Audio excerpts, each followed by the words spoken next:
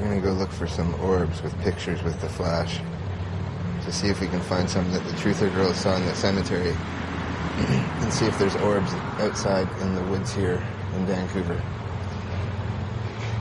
where I know there is a couple of buried dead animals, so maybe that will give us some small orbs. But we're going to be checking for particulate, reflective particulate, that may be lingering in the air. Now, it has been wet today, so it may have flushed the air out of the city, but perhaps there is some floating in. And probably better on a dry day. I'm not sure what the truther girls' conditions were like, but let's go take some pictures. Okay, hello, Texas, you're on the air. Sorry, guys, the cell service is bad, so I'll hit this landline for as long as the battery lasts on this phone. Great. Steve, can you share with the audience your story regarding the particles in the air, what happened that night, and how you saw a fallout of actual chemicals falling from the sky? Can you yes. that? Because we're getting a lot of reports about that, Steve. Yes, last month, I should say, I have two very sensitive dogs in my backyard, and I had noticed the trails one day earlier, and I noticed these trails were particularly fat, about 4 times as wide as they normally are, and boy, they're speeding up the agenda and yada yada yada. So later on that night, I'm hearing at my back door this just booming noise, like someone's trying to kick in the back door. And I have a coonhound that hates to be inside. He's outside dog.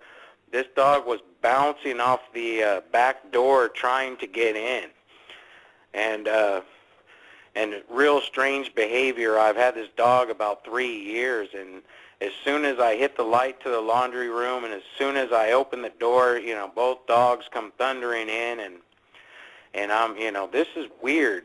And I looked outside and I saw something that looked like dust, but it seemed to be everywhere, and at first I thought the dogs had kicked up that dust, but it seemed to be, I have a little patio structure and seemed to be coming down through that, so I grabbed my LED flashlight and started looking, and this was no ordinary dust. These were silvery particles, like someone had thrown graphite. It looked the size of graphite, and there were some shavings, and I'm in the automotive business, and you turn brake rotors on a car, and these shavings were just like brake rotor shavings. And that's when Roxy started mentioning that on her website, that we should go outside at night with something black and a high-powered light. That's when I began seeing all of these things, and I'm really putting a serious note on that when I go to run for office for 2012. We need this stopped, because after that incident, all the vegetables in my garden have died. And some may argue it's from the heat or this or that, but these plants have just died. And they were, green bean plants, squash plants, just mass producing good food and everything. That garden is a wasteland now. And the replant that my wife and I did 2 weeks ago, nothing's growing there. Have you had the soil analyzed, or have you tried to put a new topsoil on? Well, truthfully, I just I raked it over, washed it down, and started over again. I know what's going on. I don't think if the place where I would get it analyzed would be probably at one of the universities, and it would take me so long to get the results back. And it's a rural area where I'm working right now, and I can see the damage to the tops of the trees here.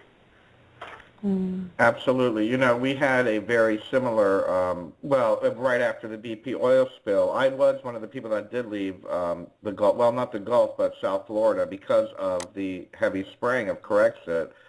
We were getting all the fish kills, the whales floating up on Miami Beach and Palm Beach and whatnot.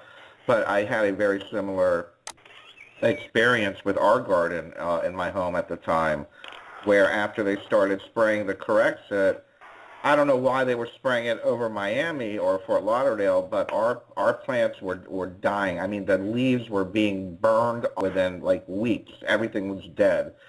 So I can completely relate to that story of the spraying. Now, you're in Texas, so you're definitely closer to the actual the BP spill site.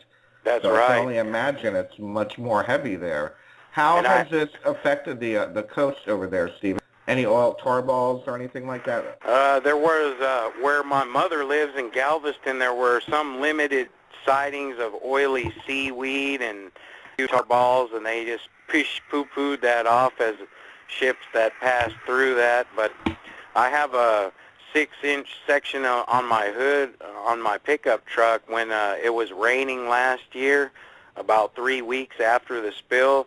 The clear coats just stripped off of the vehicle from that, and I've seen a lot of roofs of older vehicles.